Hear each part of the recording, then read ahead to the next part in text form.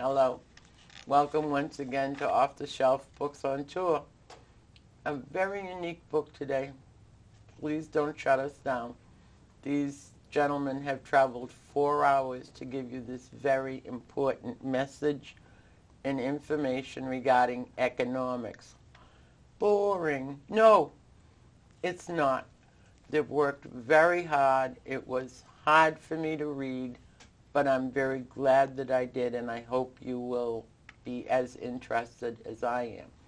I'm going to ask them to introduce themselves so that I don't embarrass myself. Upendra Chivukula. It's like drive a Chevy, drink a cola, Chevy cola. And my name is Veny Musum. Wow. Who did you write the book for? Did you write it for the elitist, for the wealthy, for the millenniums, or the likes of me who believe in sweat equity? Great question, Veronica. We wrote the book for every man. Mao Zedong wrote a book called The Little Red Book, which was the most published book in history. This is a book for every person, to take complex economics and make sure that every person can understand what is happening, what is driving income inequality, why there's so much anger in the country right now. Prime Minister Tony Blair was on Fox and Friends, and he said, the disenchantment with both the left and the right is everywhere. There's anger everywhere. And we see it. You turn on the news today and you see that people are really upset and angry. And economics is at the root of that. We explained why it's happening and how to solve it.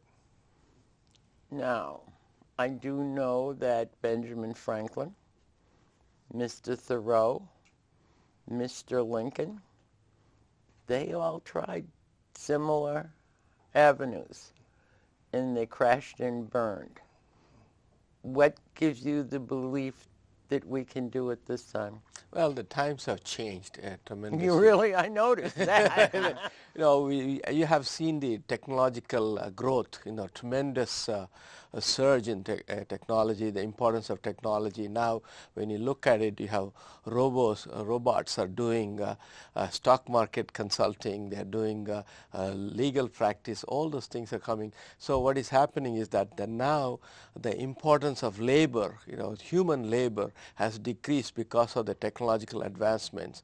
And so we need to adjust ourselves so that way people can address this income inequality. For example, during the Industrial Revolution, at that time it was the labor content of any production was 90%. And the capital was 10%. Today, it's exactly opposite of that. So that's why, as a human being, whether you're a man or a woman, there are only 24 hours in a day, and you can only work 8, 10, 9, 12 hours. That's all you can work. But capital, we wanted to stress in this book about the importance of capital, which is the earning power that people can have. While right now, the capital works 24/7, and that's the most important message we have in that book. Okay, now, capital is the finished product? Capital is the earning power that you can use. Like, for example, I give you a saw or some kind of a tool, and that tool makes you earn power in the same. Cut down a tree, chop it up, and sell the wood. Right, or a computer for that example. No, it would be a tree, believe me. Veronica, let me give you a 10-word definition. Okay. And this should be etched in stone, and every child should learn this. Capital is anything that increases the productive power of labor. So a carpenter with a hammer is a capitalist because he has a tool. When anything beyond the Stone Age, your own basically muscle and sinew, anytime you have a tool, today we have incredibly powerful tools, which are computers, which are basically what Upendra is saying is, if you don't understand and own part of that capital, there's really two economic forces in place, is labor and capital. And there's two ways to make money, are wages and capital. So people are focusing on minimum wage, where they're not focusing on the capital side. Let me tell you, does anyone think Donald Trump is punching a clock? Absolutely not. He's making money from capital. That's where the wealth is. And if we can go to our first chart, we can show you a shocking statistic. Chart's coming up. Yep. Here we go. This is from CBO, the Congressional Budget Office. And what they show is that over the last several years, the top 1%, income inequality is real. And I'm a hardcore Republican, but I'm going to say it. their top 1%, their income has grown by over 275%, where the average person you see has grown very, very little, if any at all. So there's a huge growth in the wealth of the upper class. That is absolutely true. Now if we can go to chart number 2, you'll see what's driving it. Chart number 2 was put out by Brookings Institute. This is shocking. And every American needs to understand this. 86% of all capital wealth and capital income is going to the top 20%. So Upendra is absolutely right. It's capital that is driving the wealth. It is the stocks, the bonds, the real estate, not just your wage side. No one's talking about the wage side. They're focused on the minimum wage. They're working on the wrong side of the equation. My math tells me that that leaves only 14% of all capital wealth for the bottom 80%. That's why the poor and middle class are getting hammered. Some people don't want wealth. They just want enough. Enough to live, enough to share, and enough to be comfortable. Mm-hmm. Wealth begets wealth. Mm-hmm.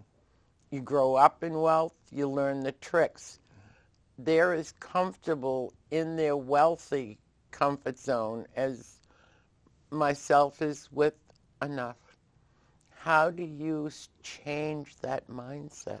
I think a lot of the times, you don't want to live day to day. And I grew up in India. I came to the United States as a student. And at early age, I learned about saving for the rainy day.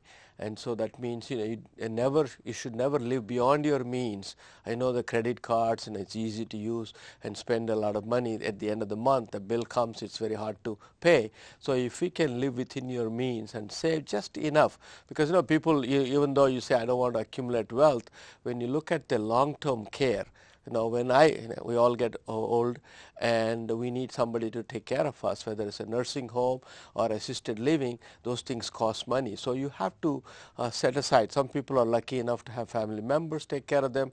Not everybody has that kind of luck. So you want to think about the future also. You want to have the quality of life throughout your life, not just for young age. Mm-hmm. Mm-hmm. Mm-hmm. Yeah. And some of us actually manage that without stocks. I had a stock in Ben & Jerry's once. It was a pain in the neck. Mm-hmm. But the secret, but you don't have to be a day trader. Yeah. See, the idea we are suggesting here is that we want the employees, get from the employers, share part of the company, so that way those things can be managed by professionals. In a vested interest. Yes. You're prouder of your workplace, you're prouder of your job, you're prouder of the product. And you work harder, you work smarter, you want to make the company grow, so that way you get a larger piece of the pie. It is all selfish in the sense that, I make you look good, so that way I look good. Mm-hmm. The secret of the book is that in some companies, not enough, there's only about 3 or 5% of the companies that are doing this, where they have what they call employee stock ownership plans, or SPP, stock purchase plans. Now, in an average, this is not small change. In an average ESOP account today is about $125,000. That's the average. Many of those accounts are holding $500,000, $1 million in assets. So it's amazing how much money can be produced. The great news is, when I'm a hardcore business person, the companies do better generally, the employees win, and society wins. So we don't have to rely on redistribution of wealth where the government has get involved. We can take the money that people are earning in their workplace and then save the company to invest in where they're working, and they grow as their company grows. And this is what built Silicon Valley, the greatest economic engine the world has ever seen. Microsoft, Google, Apple, old line companies like Procter & Gamble do this. Bloomberg does this. Smith Barney does this. Southwest Airlines, Whole Foods. What we're saying is, yes, and so those people are doing fine. Let me tell you something straight out. Every millionaire and billionaire already knows what's in our book. It's the poor and middle class that do not, and they're getting hammered. They're angry, and let me tell you, if we don't do what's in this book, the violence that we saw in Baltimore, the unrest with the Tea Party, Occupy Wall Street, get ready, because it's going to get a heck of a lot worse. But if you do what's in this book and begin to have broad-based property ownership, we can save ourselves from the catastrophic economic situation that's about to befall us, and and have peace and harmony with everybody sharing a piece of the pie. Would it be as bad as Greece, Iceland? Absolutely. Absolutely. Yeah, because the same economic forces are in place. And if we can go to the next chart, Upendra touched on that, but it's probably next to E equals MC squared in physics. This is probably, in my opinion, one of the most powerful charts in economics. It's in our book twice. It's that important. It was put out by Louis Kelso, the father of the Aesop movement, and it is incredibly powerful. What it shows is what Upendra just said. At the dawning of the Industrial Revolution in 1776 was the birthplace of our country. We're right here in Massachusetts. I've got goosebumps. What better place to talk about this? We started all We here. started it all. 1776 was not just the birth of our country, it was also coincidentally the birth of the Industrial Revolution. At that time, like Upendra said, 90% of productive power came from labor, your sweat working the land. That's only in New 10% England. from tools and capitals. Now, through regression analysis, the brilliant economist and investment banker Louis Kelso determined that now in the 21st century, 90% of all your goods and services, everything you see is coming from technology, from machines, from factories, only 10% from labor. If you don't own part of that capital through stocks, bonds, real estate, some type of ownership in addition to your wages, you and your family are in deep trouble. This is why this book is something that you will pass down from generation to generation with the wisdom that will save yourself, save the country, and save your family. I like Microsoft, Google, that they're becoming more family-oriented. They're caring more about their people and the humanity of it all.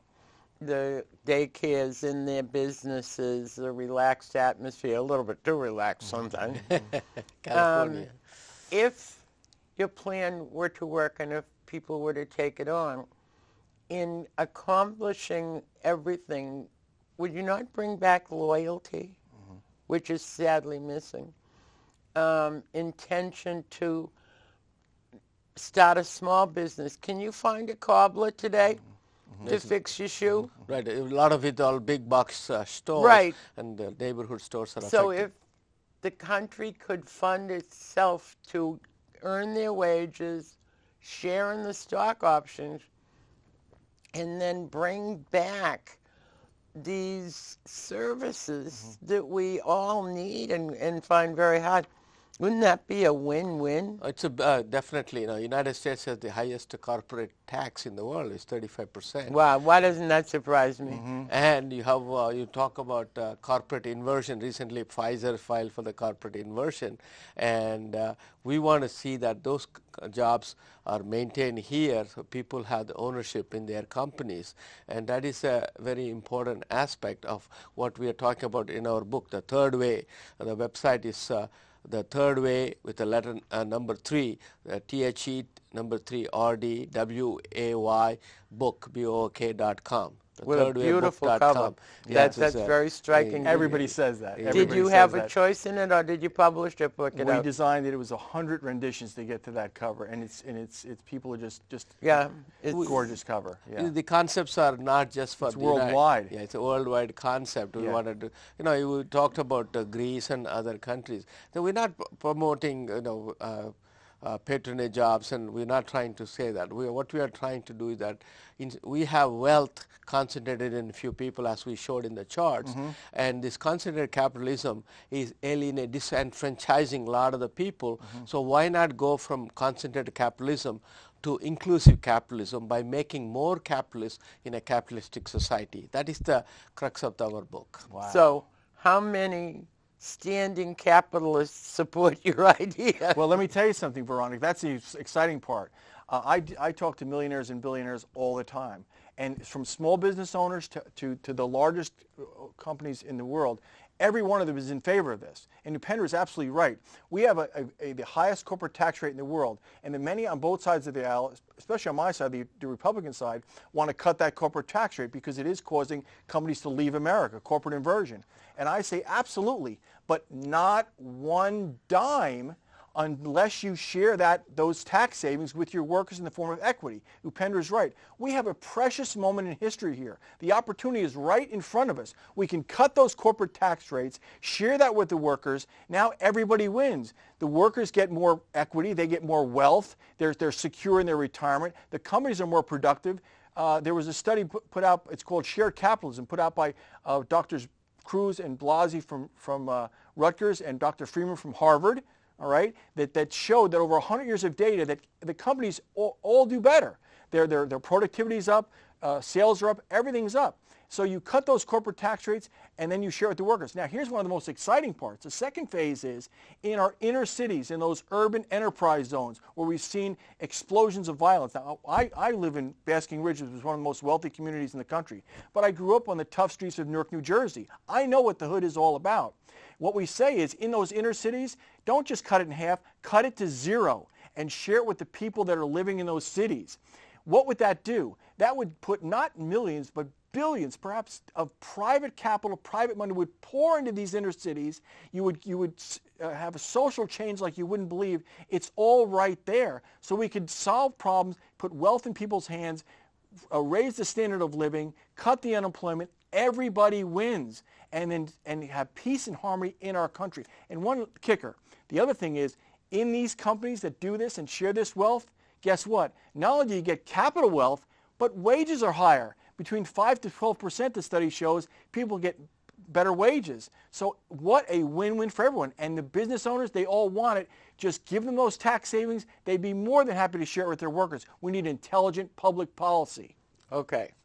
So as an advocate, I could knock my head against the wall for the next 5 years championing your ideas.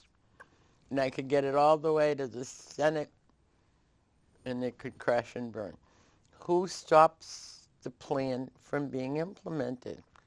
Well, I think, we had two under President Bush and Senior and President Clinton. They had cut one of the funding that was available. And Congress passed a legislation creating the banks to give loans for companies to set up, whether private companies to set up ESOP plans, and they were getting 50% of the revenue that was coming from the interest income. They were getting off on that, credit for that, and so that was it was a bad policy. They removed that, and that's what we want to see, that we have to go back to that. And there were some problems with that policy. Instead of fixing the policy, they just gutted the policy. Yeah. That was a bad thing. The other point I want to make is that in addition to the employee satisfaction, loyalty, we also can address the unemployment issue. We have, the current administration at one time increased the unemployment from 26 weeks to 52 weeks. But I think when you have working for a company that is employee owned, the unemployment rates are way, way down. I think that's another important thing. And the people are happier, more content to go to work, more content to be to work. Yes. Proud of their accomplishments. Right. And you don't have them playing lotto on their computer at their desk and early out on Friday and late in on Monday. You're right. It's a team approach as opposed to this, like Upendra says, this concentrated capitalism. Because let me tell you something. The wealthy already know about this. There's a little known statistic that a lot of people don't know, and it's going to make people really angry. In the last omnibus budget package, there was something called in the IRS code, section 162. Yeah, it's 162. And what it said was the top income earners in a corporation could deduct up to $1 million in their wages, but unlimited amount of compensation in incentive, what they call incentive pay. So they could get stock options. So the wealthy already know the money is in the stocks and in the equity, not just in the wage side. Now here in America right now, you see a lot of talk on the news about minimum wage, minimum wage. Now there's a difference of opinion in whether we should raise that minimum wage. But let me say one thing is, how pathetic in the greatest nation on earth that we're scrambling over these few little dollars when the big money, all the wealthy people know, the big money is on the capital side. Is anyone talking about capital wealth? They are to one another. Yes, but the wealthy. Want us But to now, hear. Right, that's after right. this book comes out the third way, the truth is out. Now people will know where the money is and what to do about it. There's actually a tab on our website, thethirdwaybook.com, an action step where you can actually, we have pre-printed letters and you can, to help people write to their senators, to their congressmen, to demand this change. And then they can write letters to the media as a follow-up. So that we want this to be a bottom-up revolution. People can, once they know how the game is played, we don't want to take away from the rich. We just want everyone else to get in on it. Yeah, that would be a very, very important point for the wealthy, because everybody that's wealthy isn't greedy. That's right. Isn't nasty and isn't mean. I mean, some of the greatest philanthropists in the world, and they wouldn't be if they weren't wealthy. Right. But if instead of demanding that they share their wealth, that you made a partnership out of it, I would think that it would raise the level of the working class, Yes.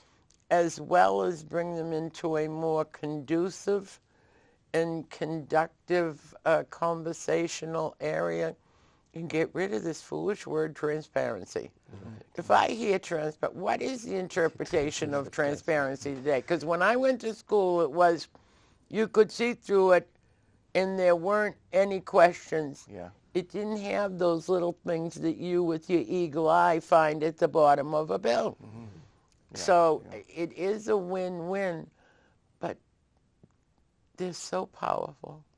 And they're so sneaky. But people are going to demand this. Yeah, but we cannot, that's why the people have to I learn. don't demand anything. I sneak up on them. You're right. No, people need to understand it. They have to invest. They have to own it. They have to own that this issue is an important issue, and the movement has to come from bottom up, and it's not going to come from top down. But it's hard to learn.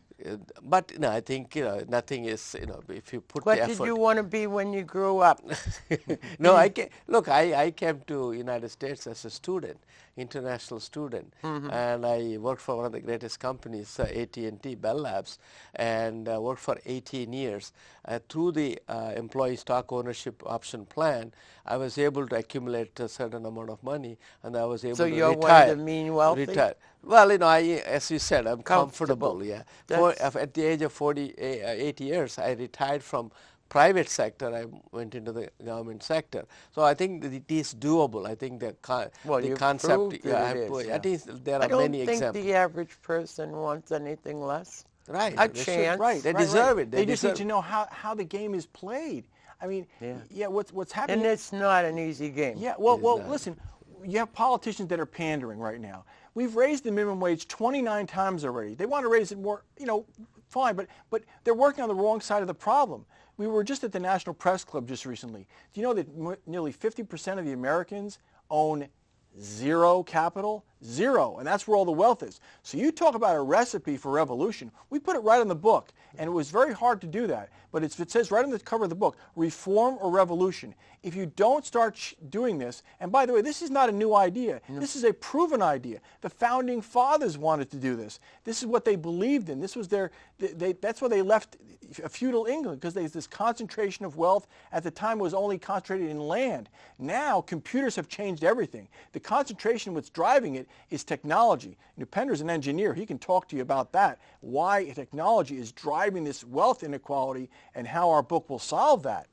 So where is the break in the road, the speed bump? What stops it every time somebody Well, else? I think the politicians have a very short, I'm being myself a politician. Well, I travel on the outskirts, and I have much more fun. Right. And they're much more afraid of me Right. than if I was a player in the game. It's a very short attention span, and then it's about winning the next election. How do you raise funds for the next election?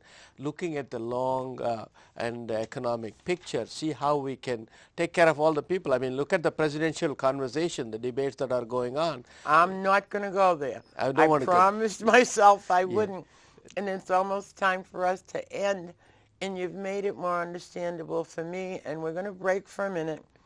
And we will leave on that note while we all get a drink of water. Bye.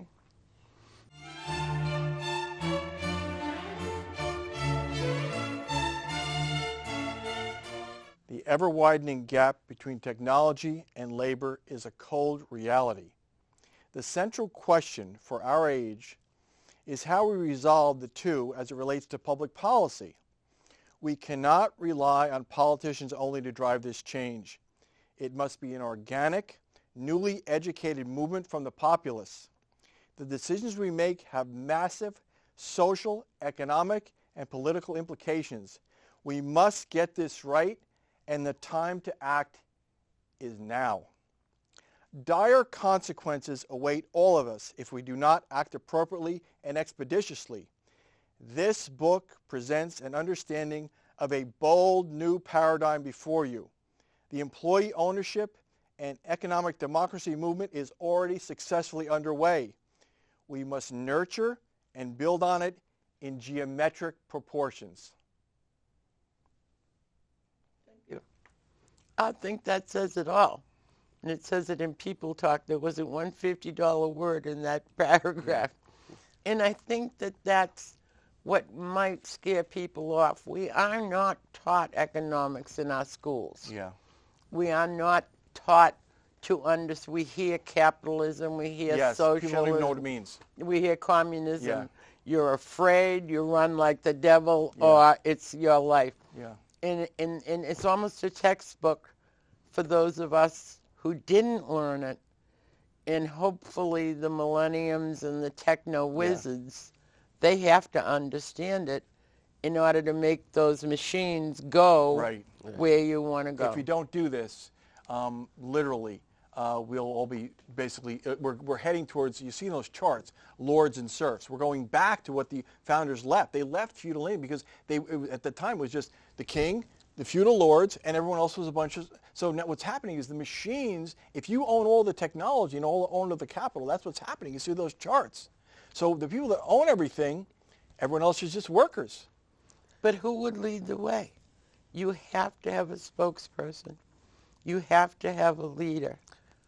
No, we have a state, at the state level we have people, and we are also working with congressional people, whether it's a congressman or senators. We're trying to get this message, try to reintroduce some of the legislations, and also we need to save the Main Street USA, and we have legislation. So there's one legislation signed into law by Governor Terry Branstad of Iowa, and then we have legislation in New Jersey and Vermont, and New York is going to be introduced, trying to see how we can, at the state level, creating the incentives for small mom and pop shops, how they can, when they are cobbler, retired, the submarine sandwich, the lunch. Yeah.